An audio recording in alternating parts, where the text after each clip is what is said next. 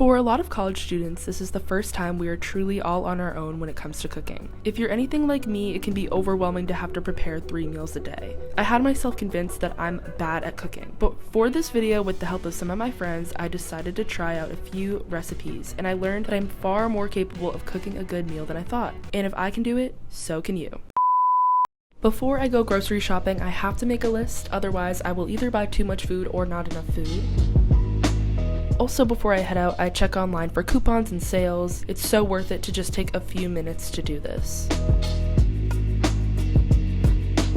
There are quite a few grocery stores that are very easily accessible to Temple students. The first is Fresh Grocer, which is located right next to Morgan Hall. Aldi is right off the Broad Street line at the Fairmount stop. I usually start here because it's cheap, but they don't always have everything I need. Giant is also off of the Broad Street line at the Spring Garden stop, but it's more on the expensive side. And lastly, Trader Joe's, which is also off the Broad Street line, and I usually get off at City Hall to get there. Here my friend Natalie and I are heading to Aldi, and usually I would get off at Fairmount to get there, but the train was sitting at Girard for a while, so we just decided to get off and walk because it was only a stop away. Like I mentioned earlier, I will always start at Aldi because you really cannot beat those prices, and if there is anything left over from my list that I couldn't find at Aldi, I'll pick it up at either Giant or Fresh Grocer. Okay, so we just left Aldi, and I have most stuff in here, but I need to get a few more things. So we're gonna go to Giant. It's just one step to stop up, so we're just gonna walk.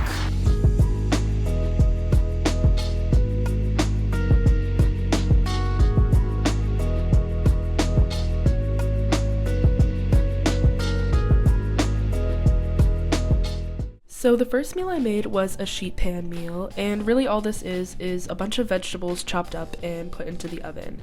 It's literally the easiest thing ever. I used bell pepper, zucchini, asparagus, and sweet potato, but you literally can use any vegetable you like, and that's kind of what I love about this type of meal, is that there's so much variety.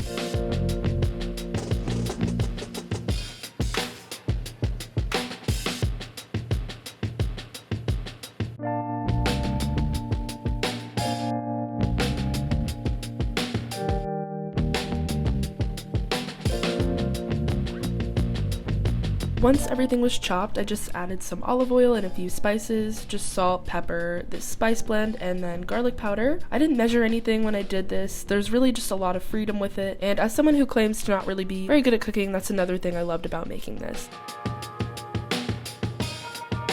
I then just put that in the oven at 375 for about 30 minutes. While that was cooking in the oven, I just put this sausage on the stove. I actually got this sausage on sale, buy one get one free, which is again why I recommend checking for coupons online, because I saved about $5. It is so simple and so delicious and filling and good for you. I also was able to share some of it with my roommate, and I had leftovers to eat for lunch the next day. The next night for dinner, I did a shared meal with my roommate, and I made this Brie cranberry croissant wreath. So I started off by laying out this crescent dough on a tray in this shape. Really, the wreath shape is unnecessary, but I saw it in a TikTok and I was trying to replicate it. I then put some jellied cranberry sauce on there, and then I just placed the Brie on top.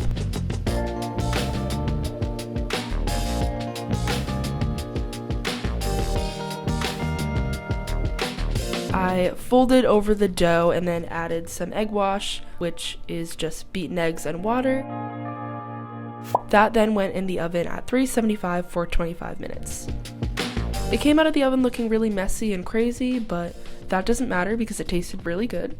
Maddie made a salad to go alongside the croissants. Okay, here we have like half of the salad, so it's Brussels sprouts, sweet potatoes, chickpeas, tomatoes, carrots, feta, seasoning. I definitely recommend collaborating with your roommates on dinner. On Wednesday night, I went over to my friend Natalie's apartment and she made this amazing miso ramen. I'll be completely honest, I did not do any cooking myself, but I definitely enjoyed the food. She started off by chopping up some spring onions, ginger, and garlic.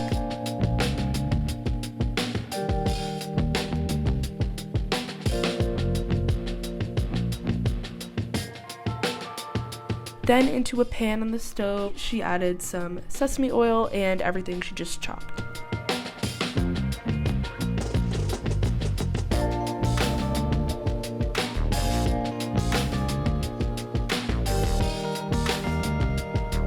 She then added some light soy sauce. As you can see, she's not really measuring here, but I will put the exact measurements for the original recipe in the description of this video.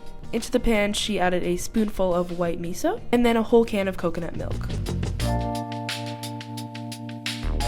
She then added some dry mushroom, which was purchased at a grocery store in Chinatown, which is another great option for food shopping that's really easy to get to as a Temple student.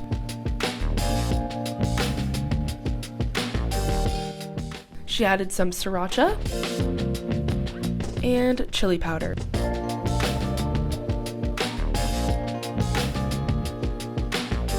We then just let that simmer for a bit and then added some tofu to the broth.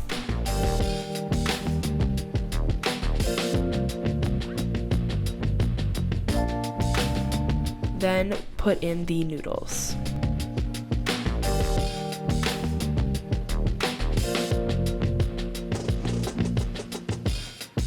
Shout out to Natalie for making this dinner. It was super delicious and I might even try to make it myself.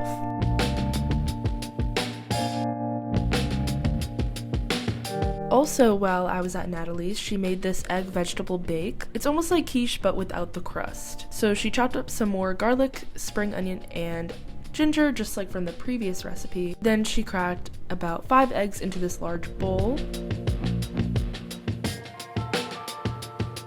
She chopped up some mushrooms and zucchini to throw into the mixture. There really is no specific recipe for this. She was just using the ingredients that she had to put something together. Into the mix, she added milk and flour.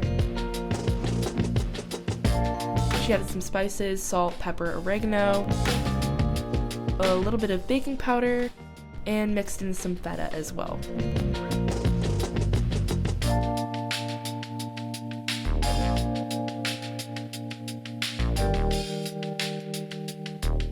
That went into the oven at 350 for about 25 minutes.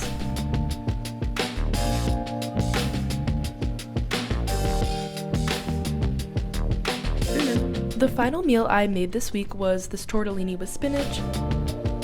In this pan I have olive oil, minced garlic, whipping cream, pepper, red pepper flakes, and some freshly squeezed lemon. I added some spinach in there. I added this tortellini, which I had cooked on the side in a separate pot. To make it more creamy, I added some pasta water and finally added some Parmesan cheese on top. This literally took me like 20 minutes, it was super easy and really delicious. You really can't go wrong with any form of a pasta dish.